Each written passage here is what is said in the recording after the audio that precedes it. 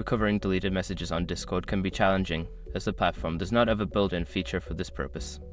However, there are some methods you can try to retrieve lost messages. Step 1. Check message history. Look through your direct messages and server channels to see if the messages are still visible. Sometimes, messages may appear deleted but are still accessible in other threads or channels. Step 2. Ask the other party. If the deleted messages were in a direct message conversation, reach out to the other person involved. They may still have the messages on their end and can share the information with you. Step 3. Use Discord bots. Some bots can log messages in channels. If you had a logging bot set up before the messages were deleted, check its logs to see if it captured the deleted messages. Step 4. Check backups. If you have previously backed up your Discord data or used a third-party service that archives messages, check those backups for the deleted content. Step 5. Contact Discord support. If the messages are crucial and you cannot recover them through the above methods, consider reaching out to Discord support.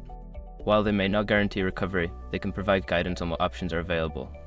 In conclusion, while recovering deleted messages on Discord is not straightforward, exploring these steps may help you retrieve important information.